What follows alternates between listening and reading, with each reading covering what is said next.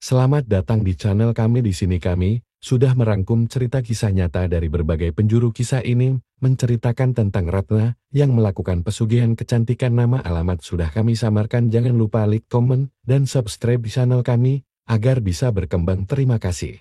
Di sebuah desa kecil yang dikelilingi hutan lebat dan bukit miring, hiduplah seorang wanita bernama Ratna. Ratna terkenal dengan kecantikannya yang abadi, seolah-olah waktu tidak menyentuhnya sama sekali. Meski usianya sudah lebih dari 40 tahun, wajahnya tetap terlihat seperti muda berusia 20-an, kulitnya seputih pualam, matanya berkilauan, dan rambutnya hitam legam berkilau. Orang-orang di desa sering bertanya-tanya, apa rahasia Ratna?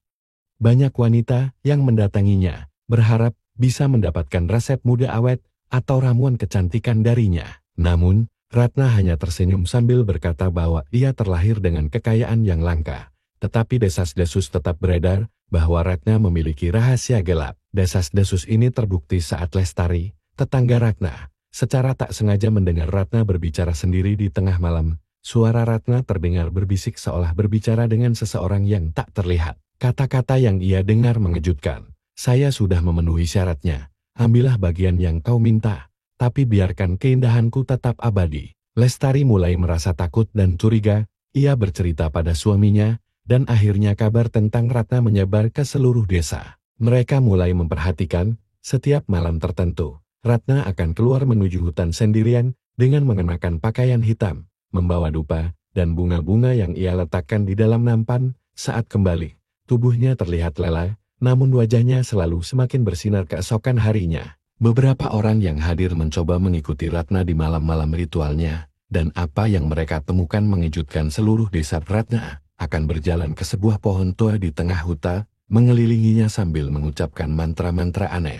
Setelah itu, bayangan hitam berbentuk sosok lelaki tinggi muncul, dan Ratna menyerahkan benda-benda yang ia bawa ke sosok itu. Beberapa kali, para saksi melihat Ratna membawa seekor ayam atau burung, dan bahkan sesekali benda-benda seperti kain atau potongan rambut.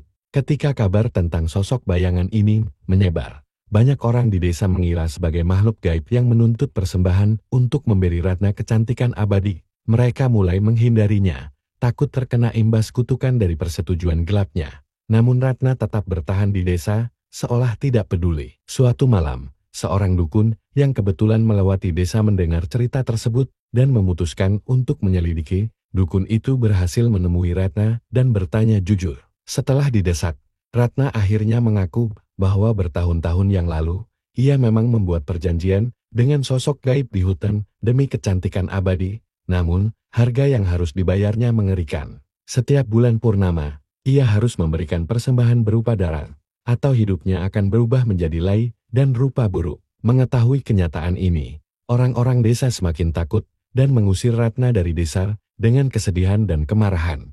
Ratna pergi meninggalkan desa menuju hutan, tempat ia membuat perjanjian dengan makhluk gaib itu. Hingga saat ini, kabarnya, Ratna masih berkeliaran di hutan, mencari korban untuk mempersembahkan darah baru, demi mempertahankan kecantikannya yang abadi. Mitos tentang wanita yang mengorbankan segalanya demi kecantikan telah menjadi cerita menyeramkan di desa itu. Diperingatkan siapapun akan membahayakan harga yang terlalu tinggi untuk sesuatu yang tampak indah di luar, tetapi menakutkan di dalam. Setelah terusir dari desa, Ratna berdiam di hutan, menghilang dari pandangan orang-orang. Mitos tentangnya semakin menyeramkan dan tersebar luas, menambah rasa takut penduduk desa yang pernah mengenalnya. Mereka meyakini bahwa Ratna kini bukan lagi seorang manusia, melainkan roh gentayangan yang terikat dengan hutan dan makhluk gaib yang dianugerahi keindahan. Suatu malam purnama, seorang pemuda pemerintahan bernama Ardi memutuskan untuk mencari Ratna. Rasa penasarannya mengalahkan ketakutannya, dan dia ingin tahu apakah kisah Ratna hanya sekedar legenda atau memiliki kebenaran. Ardi adalah seorang pelukis yang tertarik pada misteri dan keindahan,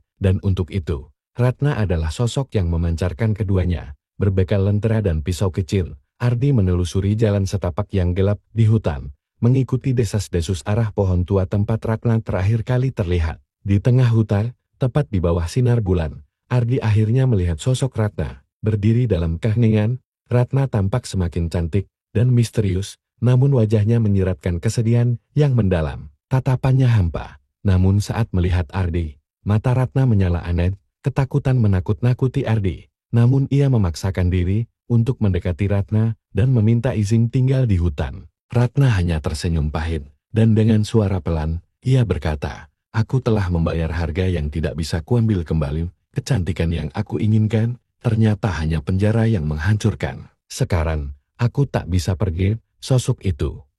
Dia mengikatku di sini.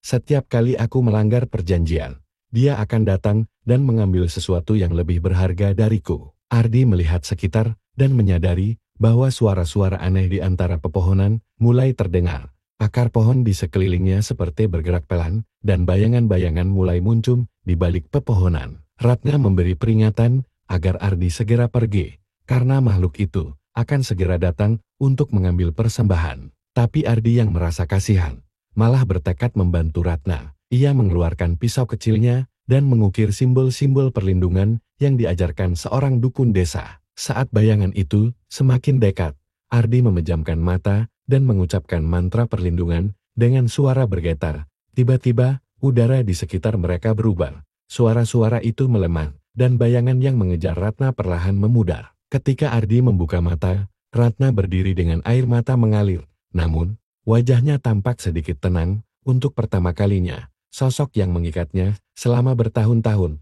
tampak terganggu dan menghilang. Ratna menyadari bahwa mungkin ia bisa lepas dari kutukan ini dengan bantuan orang lain. Mereka berdua kemudian memaksa meninggalkan hutan dan menuju desa. Tetapi, ketika mereka hampir mencapai perbatasan desa, terdengar suara mengerikan yang memenuhi udara. "Ratna, kau telah melanggar perjanjian. Bayaran atas pelanggaranmu adalah kematian."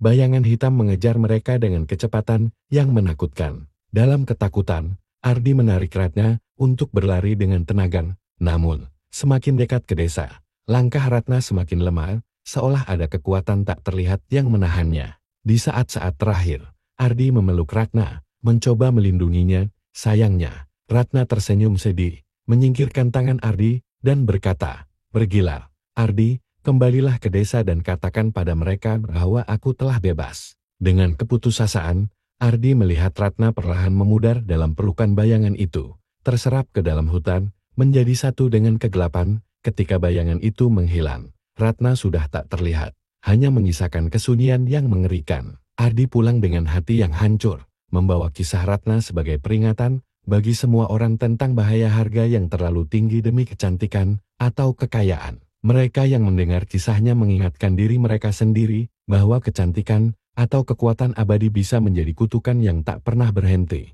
kecuali bagi mereka yang cukup berani untuk tidak melakukan penipuan. Setelah kehilangan Ratna di dalam hutan, Ardi kembali ke desa dengan perasaan kacau dan berat. Selama beberapa hari, ia sulit tidur. Terbayang-bayang senyuman terakhir Ratna dan ketenangan yang aneh di wajahnya sebelum menghilang bersama bayangan itu. Tak ada seorang pun di desa yang memahami sepenuhnya apa yang dialami Ardi. Bagi mereka, cerita Ratna hanya sekedar kisah seram yang sudah lama berlalu. Namun bagi Ardi, ia tahu bahwa Ratna memang terjebak dalam kutukan mengerikan yang memakan hidupnya. Beberapa minggu kemudian, orang-orang di desa mulai mendengar bisikan di malam hari, terutama di sekitar hutan. Bisikan itu terdengar samar-samar memanggil nama, seolah berasal dari Ratna yang merindukan kehidupan sebelumnya. Setiap kali bulan purnama muncul, ada jejak bunga-bunga dan dupa yang tersusun di sepanjang jalan menuju hutan. Tidak ada yang tahu siapa yang menaruhnya di sana. Namun banyak yang percaya bahwa roh Ratna masih terjebak, melakukan ritualnya untuk memenuhi perjanjiannya yang belum sepenuhnya terlepas. Ardi merasa bahwa ini adalah pesan dari Ratna, sebuah pertanda bahwa dirinya masih berada di antara dua dunia, terjebak di antara alam hidup dan mati. Akhirnya, Ardi memutuskan untuk berkonsultasi dengan dukun desa. Sang dukun menyarankan agar Ardi melakukan upacara pelepasan roh di pohon tua, tempat perjanjian Ratna dulu dibuat, dengan membawakan persembahan terakhir berupa bunga, dupa, dan darah dari seekor ayam. Ardi mengadakan ritual di malam purnama, berdoa agar Ratna akhirnya bebas. Di akhir upacara, angin dingin berhembus kencang di sekitar pohon tua itu. Ardi melihat bayangan samar Ratna yang tampak tersenyum kepadanya sebelum akhirnya menghilang bersama angin malam. Setelah kejadian itu, suara-suara bisikan pun berhenti, dan hutan kembali tenang. Ardi pulang dengan perasaan lega, percaya bahwa Ratna akhirnya menemukan kedamaian yang diinginkannya.